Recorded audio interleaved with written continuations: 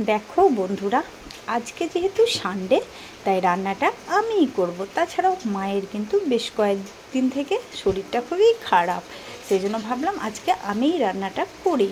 তার জন্য দেখো শর্টকাটে সারবো। আজকে চিকেন নিয়ে চলে এসেছি। চিকেনটা ধুয়ে লবণ হলুদ মাখিয়ে দিয়েছি, মশলাটাকেও বেটে নিয়েছি। অন্যদিকে দেখো ঘি করলা ভাজবো, মূলো ভাজবো, সেটাকেও কুচিয়ে নিয়েছি। আর চিকেনের জন্য ওই যে পেঁয়াজ, গাজর কুচি, টমেটো কুচি সব কুচি করে নিয়েছি। এবার দেখো ভাতের হাঁড়িও কিন্তু আমি বসিয়ে দিয়েছি। এবার যে মশলাটাকে আমি পেস্ট করে রেখেছিলাম তাতে দিয়েছিলাম আদা, রসুন, জিরে বেটে নিয়েছিলাম। তার সঙ্গে দিয়েছিলাম চিকেন মশলা এবং কালারের জন্য কাশ্মীরি লঙ্কা গুঁড়ো, ম্যারিনেট করে নিলাম। এবার দেখো ভাতের হাঁড়ির মুখে কিন্তু আমি সবগুলোকে ভাপিয়ে নেব, ওই যে ঘি কলা এবং মূলো। তাতে কি হবে, আমার সময়টাও কম লাগবে, আবার গ্যাসটাও কম পড়বে। সেই জন্য দেখো সব আমি ওই যে ছিদ্র বাটিটা ভাতের হাঁড়ির মুখে দিয়ে তাতে সবগুলো দিয়ে একটা ওই যে ডিশ ঢাকা দিয়ে দিলাম। এবার দেখো অন্যদিকে কড়াইয়েতে আমি পরিমাণ মতো তেল দিয়ে দিয়েছি, তার সঙ্গে হলুদ এবং লবণও দিয়ে দিলাম। এই দিকে আমি চিকেনটাকে কিন্তু সেরে নেব। দেখো এবার আমি কড়াইয়ের তেলে ওই যে কেটে রাখা পেঁয়াজ, গাজর, টমেটো, লঙ্কা যেগুলো আছে সবগুলোকে দিয়ে দেব এবং ভালোভাবে কিন্তু ওটাকে ভেজে নেব। ভাজা হয়ে গেলে তারপরে আমি কিন্তু আলু যেগুলো কেটে রেখেছি সেই আলুগুলোও দিয়ে ভেজে নেব।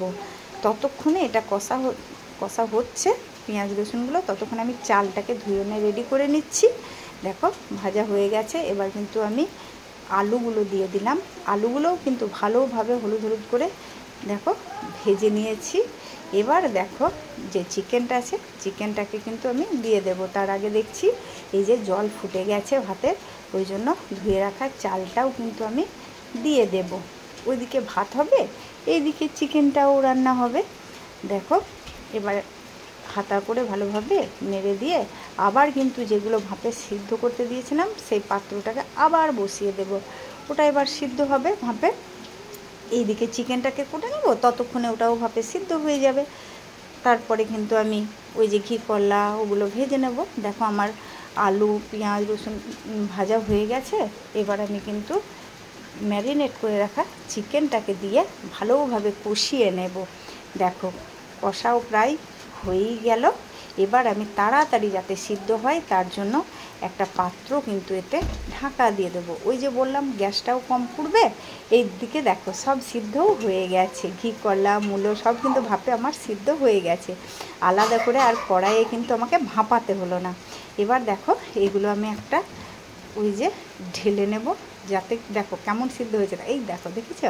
এবার এগুলো ঠান্ডা করতে দেব, ততক্ষণে চিকেনটাকে করে নেব। দেখো ভাতও ফুটছে, একসঙ্গে আমার সব কাজ চলছে।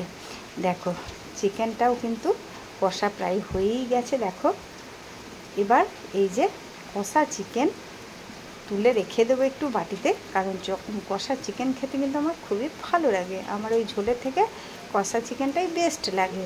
ওই জন্য কিন্তু আমি একটা দেখো বাটিতে তুলে নেব কিছুটা চিকেন, ওটা খেয়ে তারপরে ঝোলটা। দেখো কষা হয়ে গেছে, এবার বাটিতে তুলে নিচ্ছি। তারপরে কিন্তু আমি কি করব না, সামান্য জল দিয়ে দেব। দেখো মায়ের যেহেতু শরীর খারাপ, মা কিন্তু খাবে না, আমিই কিন্তু খাবো।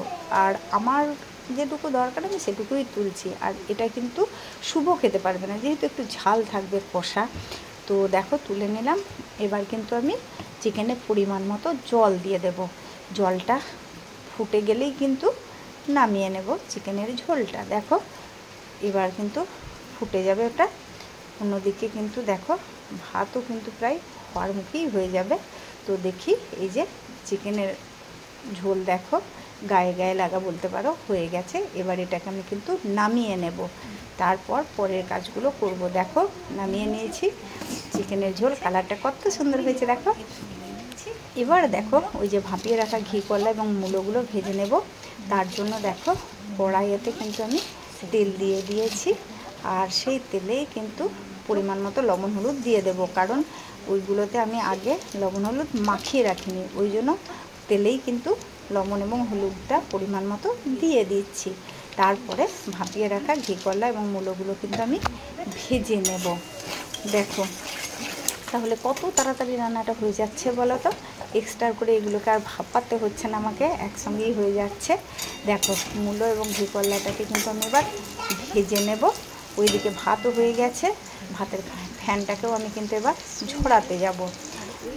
দেখো দেখতে, এই দেখো ভাতের একদম জলটা অনেকটাই শুষে গেছে। দেখো ফ্যান গুঁড়িয়ে নিয়ে আমি চলে এসেছি, সব ভাজাও আমার কমপ্লিট। দেখো মূলো ভাজা, ঘি করলা ভাজা, তারপর ওইদিকে দেখো চিকেন দিয়ে আলু দিয়ে ঝোল, তারপরে এক পিস ওই যে বাটা মাছের টক আছে, ভাত, সব কিন্তু আমার কমপ্লিট হয়ে গেছে। আজকে যেহেতু আমি একা, সেই জন্য অল্প অল্পই করলাম।